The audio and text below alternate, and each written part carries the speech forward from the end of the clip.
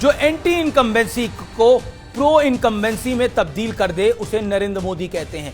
जो विरोधियों के पैरों के नीचे से जमीन खींच ले उसे नरेंद्र मोदी कहते हैं।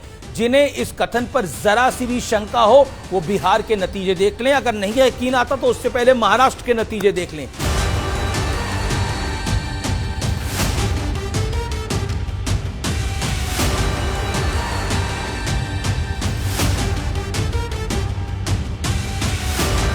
ये प्रचंड जीत, ये अटूट विश्वास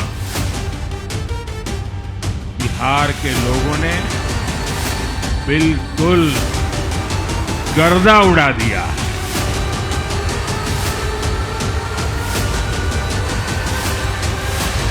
नमस्कार व्यूअर्स, मैं हूं अमीश देवगन।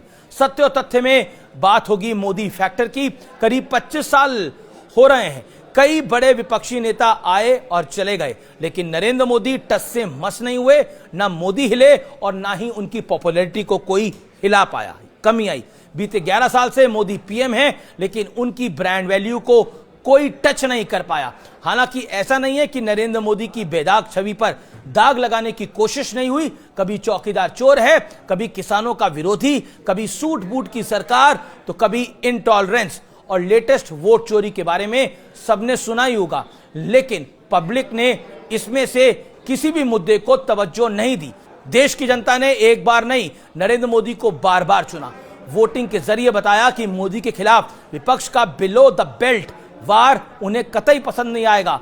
खून की दलाली से लेकर निरंतर सरेंडर और वोट चोर तक जनता मोदी को वोट देती आई है और उनकी ताकत को बढ़ाती गई है। खास तौर पर आपको याद होगा 2024 लोकसभा चुनाव के बाद वोटिंग के पैटर्न में एक बड़ा बदलाव आया। लोकसभा चुनाव में बीजेपी को उम्मीद से कम सीटें मिली, 240 सीटें मिली। और मुझे वो दिन याद है, उस दिन नरेंद्र मोदी का चेहरा उतना खुश नहीं था। शायद पब्लिक भी समझ गई थी कि नरेंद्र मोदी उतने खुश नहीं हैं। सिलसिलेवार तरीके से उसके बाद के किसी भी चुनाव में देखिए, आप हरियाणा में देखिए, महाराष्ट्र में देखिए, दिल्ली में देखिए और अब बिहार में देखिए, जनता ने दिल खोलकर मोदी के पक्ष में वोट डाला। शायद ये गिल्ट था जनता के मन में, जिसको जनता ने आगे आभार की तरह दिया। 2019 में अपने दम पर सरकार बनाने वाली बीजेपी को टीडीपी और जेडीयू से मदद लेनी पड़ी। उसके बाद हरियाणा, महाराष्ट्र, दिल्ली और बिहार में चुनाव हुए और हर जगह बीजेपी ने पुराने रिकॉर्ड तोड़ दिए।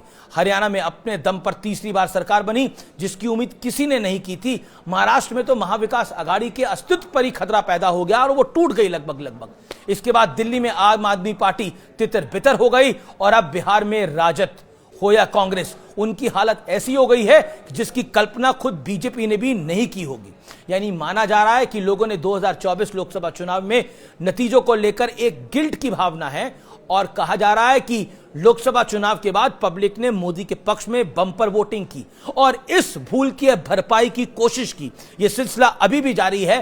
बिहार के नतीजों की एक और वजह है ये भी है कि ये चुनाव ऑपरेशन सिंदूर के बाद हुए हैं और भारत ने जैसे पाकिस्तान के घर में घुसकर उसे मारा, ठोका, देश अपनी सरकार से वैसे ही उम्मीद करता था। वरना हमने तो 26/11 भी देखा है, जब आतंकवादी आए हमें मारा और बदले में हमने कुछ नहीं किया। कांग्रेस की सरकार थी और सिर्फ डोजियर हम खेलते रहे। इन शॉर्ट विपक्ष ने सब कुछ करके देख लिया, सब इकट्ठा हो गए, वोट चोरी जैसे ख्याली कैंपेन चला लिए, चुनाव आयोग पर भ्रम फैलाने की कोशिश कर ली गई, कई यात्रा निकाल ली गई, लेकिन हाथ कुछ नहीं लगा। उल्टे हालात पहले से बदतर हो चले हैं। मोदी के खिलाफ विपक्ष ने जल्दी कोई स्ट्रैटेजी नहीं तलाशी तो ऐसा ना हो अगली बारी बंगाल की आ जाए। लेकिन एक बात स्पष्ट है, 2024 में जनता ने जो थोड़ा कम मैंडेट मोदी को दिया, झोली भर दी। उसके बाद चाहे वो महाराष्ट्र का चुनाव हो, चाहे वो दिल्ली का चुनाव हो, चाहे वो हरियाणा का चुनाव हो और अब बिहार का चुनाव हो।